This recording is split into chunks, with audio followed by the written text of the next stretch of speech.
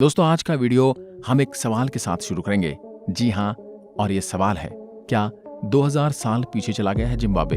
दोस्तों जिम्बाब्वे में अब आपको कागजों के करेंसी नोट नहीं दिखाई देंगे। वहां की सरकार ने फैसला किया कि जिम्बाब्वे में अब सोने के सिक्कों में सामान की खरीद बिक्री यानी सेल परचेज हुआ करेगी। आइए जानते हैं जिम्बाब्वे में हुए इस चेंज के पीछे के कारण और समझते हैं मौजूदा दौर में इस्तेमाल होने वाली कागज की करेंसी का इतिहास। जिम्बाब्वे साल 2008 से ही आर्थिक संकट का सामना कर रहा है। गाहे बगाहे जिम्बाब्वे से आर्थिक मंदी की खबरें आती रहती हैं, लेकिन मौजूद समय में सामने आई इकोनॉमिक रिपोर्ट के अनुसार 2022 में ही शुरुआत से ही जिम्बाब्वे की करेंसी अमेरिकी डॉलर के मुकाबले 72% तक कमजोर हो चुकी है। ये स्थिति कोई एक साल में नहीं बनी, बल्कि वर्ष 2008 के बाद से जिम्बाब्वे की करेंसी डॉलर के मुकाबले लगातार गिरी है और इससे जिम्बाब्वे के लोग इस कदर डर गए हैं कि उन्हें लगने लगा है अगर उनके देश की करेंसी ऐसे ही गिरती रही तो एक दिन ऐसा आएगा जब उनकी सारी जमा पूंजी कागज का टुकड़ा बनकर रह जाएगी, उनकी किसी काम की ना होगी और लोगों ने अपनी जिम्बाब्वे की करेंसी की जगह अमेरिकी डॉलर खरीदने की होड़ शुरू हो गई। अब आप सोच रहे होंगे ऐसा क्या हो गया जो लोग अपनी देश की करेंसी को छोड़कर दूसरे देश की करेंसी खरीदने लगे? तो इसका सीधा जवाब है डॉलर का पूरी दुनिया में लगातार मजबूत होते जाना। जी हाँ, डॉलर लगातार दूसरे देशों के मुकाबले मजबूत होता जा रहा है, जिस कारण जिम्बाब्वे के लोगों को लगा कि डॉलर का भविष्य सुनहरा और सुरक्षित है। और अगर भविष्य में जिम्बाब्वे की आर्थिक हालत और ज्यादा खराब होती है तो लोगों को उन खराब हालतों में भी ज्यादा नुकसान नहीं होगा, क्योंकि उनका पैसा डॉलर के रूप में जमा रहेगा, जिसकी कीमत संकट की स्थिति में भी कम नहीं होगी और लोग अपने परिवार का भरण पोषण किसी भी संकट के दौर में कर सकेंगे।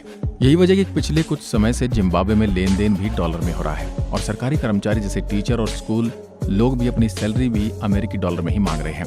इसकी वजह है जिम्बाब्वे में डॉलर की मांग काफी ज्यादा बढ़ गई है और जिम्बाब्वे की अपनी करेंसी डॉलर के मुकाबले लगातार कमजोर हो रही है।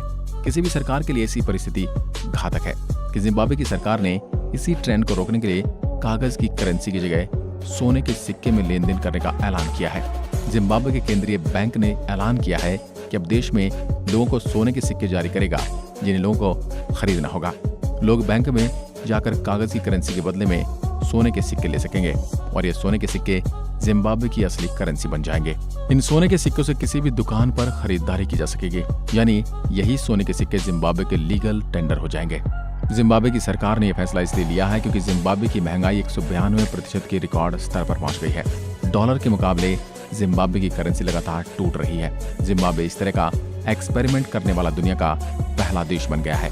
लेकिन अब इकोनॉमिस्ट में बहस का एक नया विषय ये है, क्या यह अजीब एक्सपेरिमेंट जिम्बाब्वे को आर्थिक सुनामी से बचा पाएगा?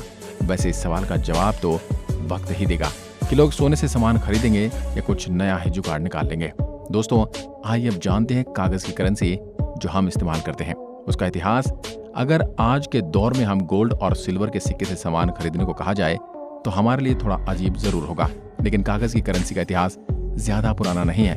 1500 ईसा पूर्व पूरी दुनिया में लेन देन के लिए बार्टर सिस्टम का इस्तेमाल होता था, यानी एक सामान के बदले में दूसरा सामान लिया जाता था। जैसे अगर आप गेहूं चाहिए तो आप गेहूं लेकर उसके बदले में कपड़ा या चावल किसी दूसरे व्यक्ति को दे सकते हैं जिसे कपड़े या चावल की जरूरत हो। ऐसे ही बार्टर सिस्टम कहा जाता है। इसके बाद 800 ईसा पूर्व दुनिया में लेन देन के लिए धातु से बने सिक्कों का चलन शुरू हुआ और फिर 500 ईसा पूर्व पंच मार्क सिक्के जारी हुए। इन सिक्कों पर अलग अलग तरह की आकृतियां बनी होती थी और लेन देन के लिए इनका ही इस्तेमाल होता था। और फिर 2300 साल पहले सोने और चांदी के सिक्के चलन में आए और इनके जरिए लेन देन होने लगा।